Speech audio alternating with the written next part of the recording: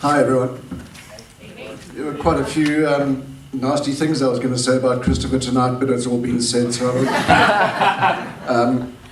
one or two things I had to make a note about as the speeches were going around. The first one was that Mark Dayton, who stayed with us for a while, Chris, you need to write to him. He still owes us 3 pots. Mark was very spoilt by his mother, didn't really have to do too much in the house. And he didn't know that when you boiled eggs, you were supposed to put water in the pot. So yeah. The other thing was that when the kids got a little bit older, sort of when they were out of school, they used to bring young ladies home. And it's always good to meet people that your kids are, mucking about with. But then they stopped doing it because of their mother. In fact, it sort of got so bad that they didn't just leave the country, they changed latitudes by a long way. Because every time Heather thought one of the boys was getting a bit serious, she would ask the girl if she was fertile or not. Because she so wanted to be a granny,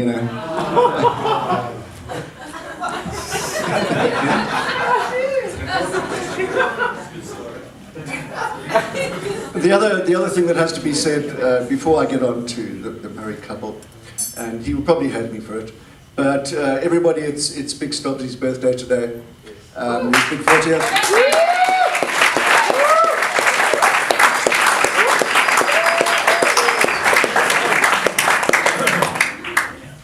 I know you've been swimming in denial for a while, but first of all, hats off to Rebecca and Chris for all the hard work they put towards this day. It's really fantastic, the way everything's been organized, the look of the place, the feel of the place, it's just unbelievable. Thank you guys. Of course, you won't know what to do during your weekends from now on because you'll have so much spare time. You might even get to know each other now.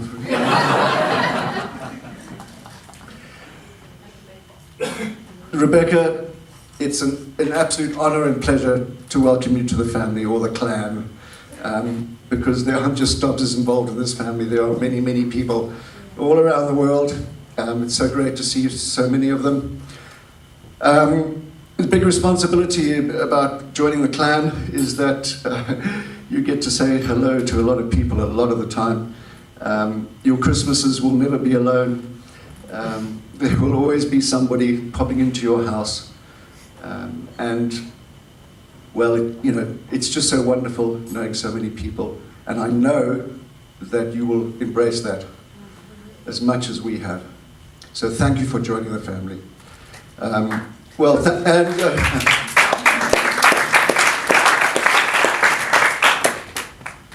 Chris?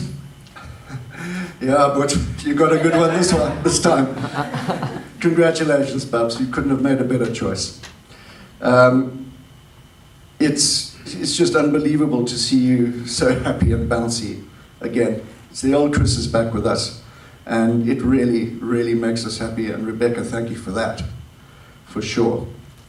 And to follow on from that, if anybody doesn't agree that Chris has made a great choice, the bestman would like to meet you in the car park afterwards.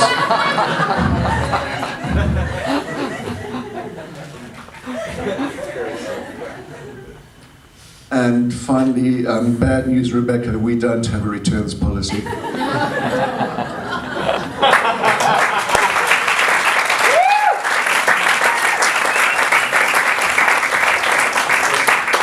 Sorry, ladies and gentlemen, I didn't get my cue correct.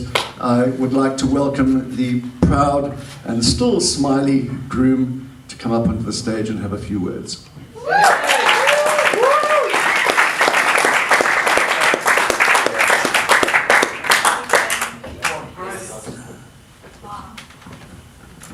So I don't really know what these guys are talking about.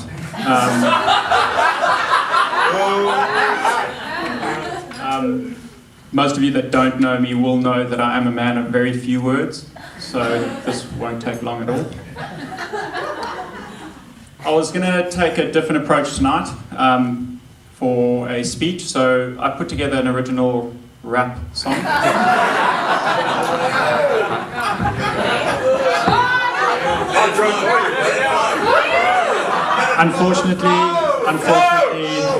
Unfortunately, it did get vetoed by Rebecca.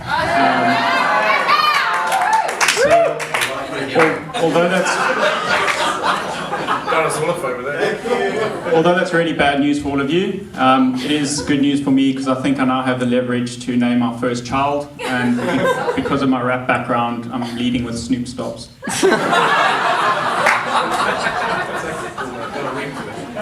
But on a serious note, I want to thank you all for coming. It's a real honor on behalf of Rebecca and I having such close friends and obviously family here sharing in this amazingly special day with us. It really means the world to us. It means so much to us that we want this day to carry on for as long as possible. I want to solve the puzzle of the postcards. So we put postcards in front of a lot of the tables. For couples, we put it in front of the females because we don't trust the males.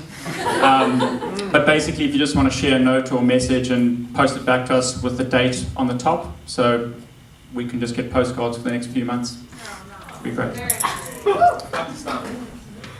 Yeah, no, sorry, James, you can pay for your own things.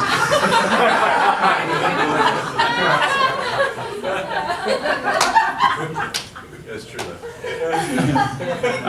Unfortunately, Rebecca's parents couldn't be with us this evening, but I wanted to take a moment to formally thank them. John and Patricia have raised such an amazing daughter, and without them, we wouldn't be here today. So I want to thank them, to John and Patricia.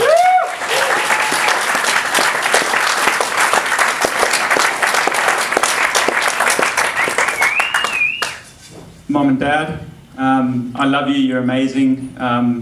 Sort of lost for words in how to thank you for everything that you've done for me. I truly am grateful. You've made many sacrifices throughout our lives to get us to where we are now. I haven't been the easiest child to raise. I do apologize for that. I'm really sorry for burning your duvet. I'm sorry for lighting the fire under the car. I'm sorry for crashing the car. And I'm sorry for stealing another car. But in all honesty, you've always taught me to live life to the absolute fullest and to love with all my heart and soul. And for that, I'm truly grateful. I hope one day I can be half the parent that you've been to me.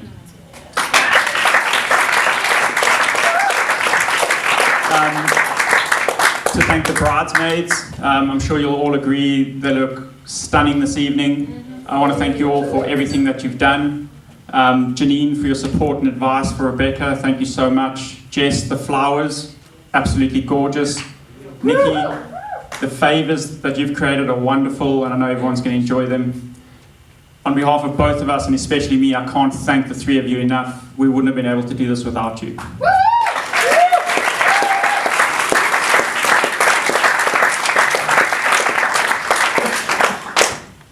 Dudes,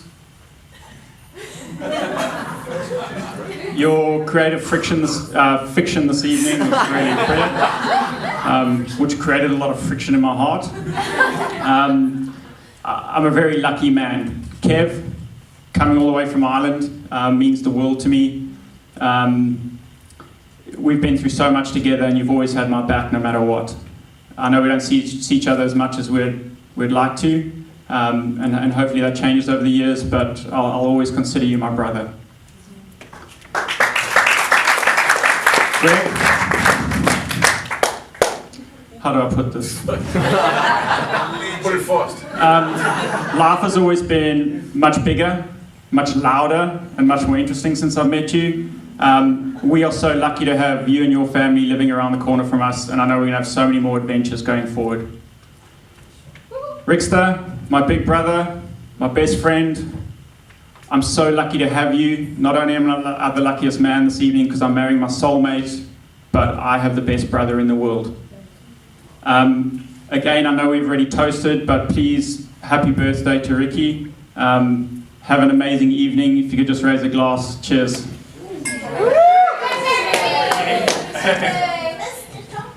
And quickly, just to thank everyone else, I want to thank Jules for the ceremony. I want to thank Andrew for the DJ, Dave for taking the photographs.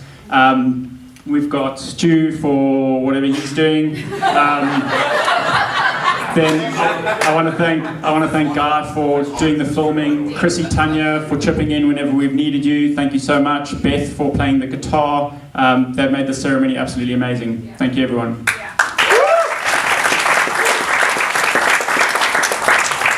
Last and most importantly, my beautiful wife.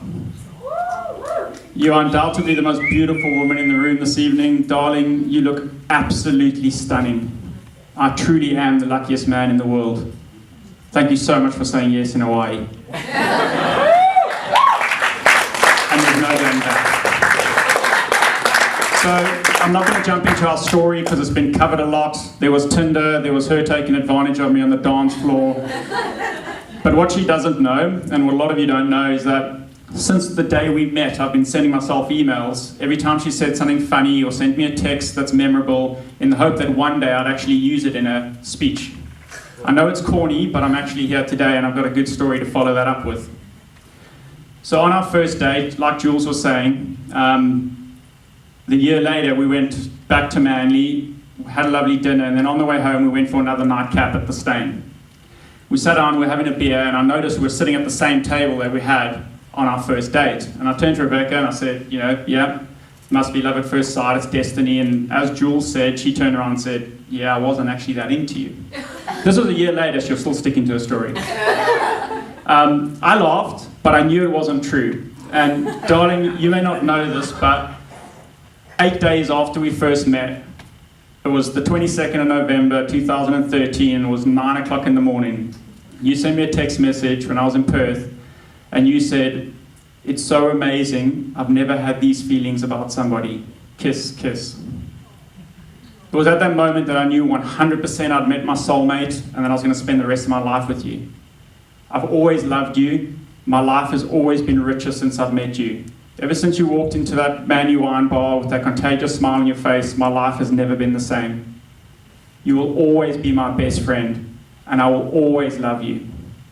If you could all please stand and raise a glass to my beautiful, loving wife, Rebecca.